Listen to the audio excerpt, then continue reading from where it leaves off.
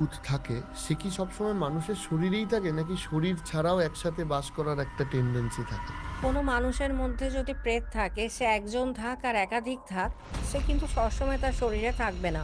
সে তার বাড়ির কোনো একটা জায়গা খুঁজে নেবে, তার পছন্দ মতো। বটগাছ, নিম গাছ, তেঁতুল গাছ, সজনে গাছ, শিরীষ গাছ, এই গাছগুলোতে কিন্তু এরা থাকতে খুব পছন্দ করে। যারা ভূতে ভয় পায় তাদেরকে কি বলবেন? ভূতে ভয় তখন হয় যখন নাকি তাদের মন ভীষণ দুর্বল থাকে। ভূত তাদেরকে বেশি করে চেপে ধরে যাদের মন দুর্বল। এই যে বলছিলেন যে এরা মুক্তি পায়, এরা মুক্তি পেয়ে যায় কোথায়? যদি চালান করা থাকে তাহলে কিন্তু যেই সাধক পাঠিয়েছিল তার কাছেই আবার ফেরত যাবে। যারা প্রেত সাধক হয় তারা কিন্তু প্রেত ধরে রাখে। এই প্রেতগুলো কিন্তু কখনোই মুক্তি পাবে না যতদিন সেই সাধক না তাদেরকে মুক্তি দেবে। আপনি একটা কথা বলুন, এরকম একটা শরীরে কতগুলো আত্মা থাকতে পারে? একটা শরীরে অনেকগুলো থাকে। আমি কিছুদিন আগে জলপাইগুড়িতে অলরেডি একটা রিমুভ করে এসেছি, তার মধ্যে ৪১ জন স্পিরিট ছিল। এরা যখন শরীরে আসে তখন যার শরীর তার স্পিরিটটা কি করে তখন? তার মধ্যে কি হয়, তার যে নিজস্ব আত্মা, সে না আস্তে আস্তে তার নিজস্ব অ্যাক্টিভিটিস গুলো হারাতে থাকে।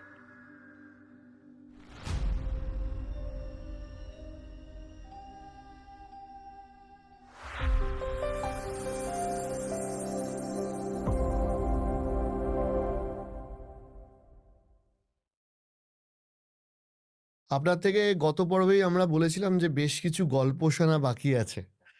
আচ্ছা, এই যে স্পিরিট রয়েছে এদেরকে বা আত্মা রয়েছে এদেরকে কি খালি চোখে কখনো দেখা যায়?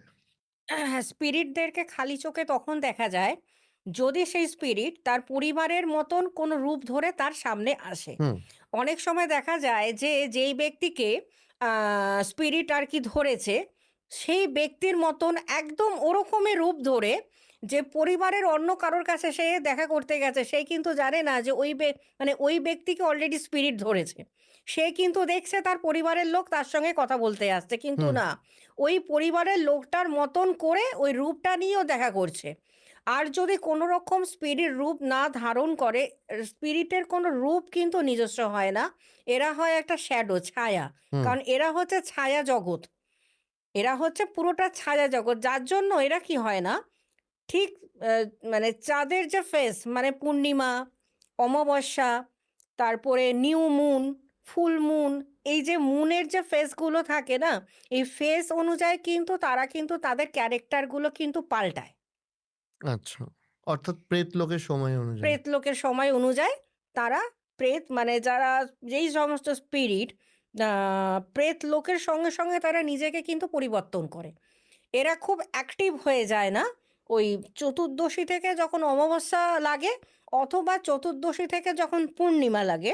এদের মধ্যে একটা মানে ভীষণ একটা এমন একটা ক্ষমতা জন্মায়। সে যদি মনে করে যে পরিবারের অন্য কারো রূপ ধারণ করবে, সে কিন্তু ধারণ করতে পারে। বা পরিবারে হয়তো দেখা গেল কেউ হয়তো কুকুর পোষে বা কেউ হয়তো বেড়াল পোষে। সে কিন্তু তখন ওই কুকুরের রূপ নিতে পারে। বা কেউ হয়তো বেড়াল পোষে, সে কিন্তু তখন বেড়ালের রূপও কিন্তু সে স্পিরিট নিতে পারে। আচ্ছা, যদি বাড়িতে প্রেতাত্মা বা ভূত থাকে সে কি সবসময় মানুষের শরীরেই থাকে নাকি শরীর ছাড়াও একসাথে বাস করার একটা টেন্ডেন্সি থাকে? বা কোনো মানুষের মধ্যে যদি প্রেত থাকে, সে একজন থাক আর একাধিক থাক, সে কিন্তু সবসময় তার শরীরে থাকবে না। হুম। সে তার বাড়ির কোনো একটা জায়গা খুঁজে নেবে, তার পছন্দ মতো। আচ্ছা। যে ওই বাড়ির ওই কোনো একটা বাড়ির কর্নার বা কোনো একটা রুম, যে রুমটা মানুষ খুব একটা ব্যবহার করে না। হয়তো সেই বাড়িতে ৩ টে রুম। হুম। তার মধ্যে একটা রুম খুব একটা ব্যবহার হয় না। সেই রুমটা হয়তো কেউ হয়তো খুব একটা বেশি যায় না। সেখানে কিন্তু তারা থাকতে শুরু করে দেয়। হুম। কখনো, কখনো দেখা গেছে ছাদটাকে তারা খুব ব্যবহার করে। মানে যখন নাকি আ সারাদিন সে কিন্তু ছাদে বা পাশাপাশি কোনো গাছে বাসা বেঁধেছে। যেই রাত হলো, মানে যখন নাকি চাঁদের আলো ফুটলো, সেই সময় কিন্তু ওরা কি হয়, ওই শরীরের মধ্যে এসে কিন্তু আবার উৎপাতগুলো শুরু করে দেয় রীতিমতো। আর যত রাত যাবে তত উৎপাত, মানে রীতিমতন ওটাকে টর্চার বলা হয়।